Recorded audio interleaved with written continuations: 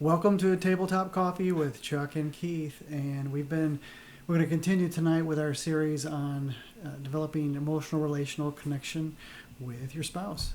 And the first week we talked about directly turn toward as opposed to turn away.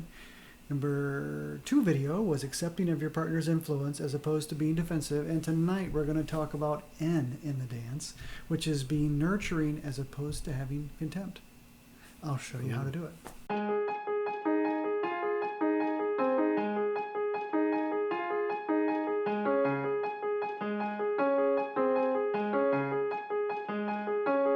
That's awesome. Hey, if you have not seen the first 2 videos, we'll link them down below, and we'll also link them above, so you'll be able to access D and A. Because without D and A, you'll never get to the dance. Or you might never even exist if you didn't have D and A. Oh, that's so bad. Well, it's true. It's true. And it just hit me right then, but it's so true. We all need DNA. We all need DNA.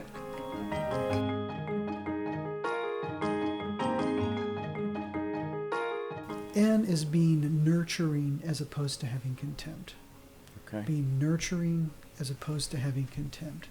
So let's talk about what contempt is to begin with. Contempt is this kind of an internal disdain that you have for your partner. It's not just disagreement. It's not even just maybe an unkind word. It really is a downward looking upon them. So it's more of a you're better than they are, or you know better than they do? Yeah. Well, not only that, I know better than you. I know more than you because you don't matter. So it's actually a devaluing of them. And the Gottmans were even able to measure when one person has contempt for the other person. One of the ways is that there's a muscle in the jaw that becomes taut, like this. And John says it actually happens more with the left side than the right. So you make a dimple. Okay. Or an eye roll, this kind of thing. Or if there's a lot of contempt, it's kind of a jaw pull, eye roll, with a sigh in between.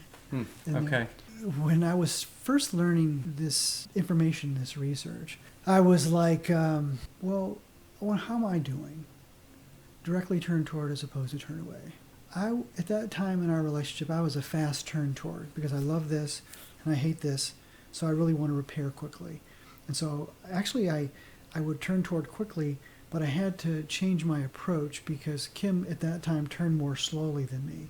And so what would end up happening was I would end up kind of aggressively chasing her to try to make her repair, which didn't make her feel safe at all and didn't hasten the repair. It actually made it longer. So I knew I needed to change my approach and back off on that some. That makes sense. Accepting of Kim's influence as opposed to being defensive, I knew I needed to do that differently because I was just too defensive, usually in a kind of a subtle way, but I really wasn't receiving her influence and looking at the world through her glasses or putting on her moccasins and walking in them. You know, I feeling the pebbles in her shoes. I just wasn't doing that. So I knew I needed to be better at accepting her influence.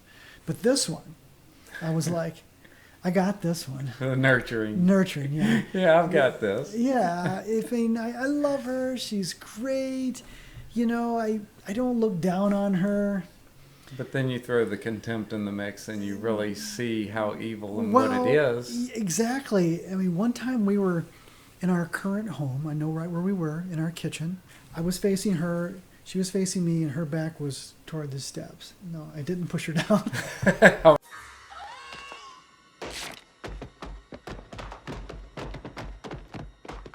was wondering. No. And we were having this conversation. It was tense. And I was good eye contact, good head nods, as a good counselor husband should, you know. And I'm just staying kind of tuned in externally. And on the inside, I'm thinking, yeah, I just can't wait until you shut your pie hole because this is stupid. I mean, I was thinking it was just ignorant what she was saying. And I just continued to stay tuned in. And then I turned and walked away when it got to that place in the conversation. And I went, I just did it. I was devastated. Mm-hmm. And I thought, oh, you have contempt for her. Mm-hmm. But I wasn't done being in denial. I keep a can of denial salve right here on my hip. And so I rubbed it on my heart, and I was like, wow, you don't really have contempt for her. You have contempt for her idea. And then I had to get real with myself and say, Kim is her ideas are her. You can't really separate the two. But I wasn't done yet. I was like, well, you do have contempt for her, but you were really good. You stayed tuned in. There's no way she could pick up on that. And then I had to get really real with myself again and say, do I think that small of her? Do I think that little of her, that she's so stupid that she can't pick up on when I have contempt for her? Right. No, I did have contempt for her, and it was hurting her, and it was hurting our relationship, and so I really had to work on that piece. And one of the things that they found out is that contempt in a relationship is a major predictor of medical illness. Oh, really? Yeah, it's huge. So it's emotional and relational, but it affects the physical as well. Yeah. So well, it's got to go. Yeah, that's interesting. So how long did it take before you were able to process fully that piece of contempt that you had in your heart? I think it's been so many years ago now, but I think it was just a few minutes because it was so on me at the time. It just hit me. I was embarrassed actually to think, I caught myself doing that. I have contempt, for her, and I don't want to have contempt for her. I don't want that to affect her or me or our relationship. So you have to find a way to value the other person in the midst of a disagreement. What great advice. Yeah, it is. If we can always place value on the other person above ourselves, we could probably stay away from a lot of these disagreements. Absolutely. So that's N, D-A-N-N-C. We are so thankful that you came to join us again on another episode of Tabletop Coffee.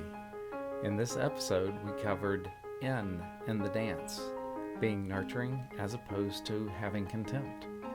If you've not watched the 2 prior videos, you'll want to check those out in the description below.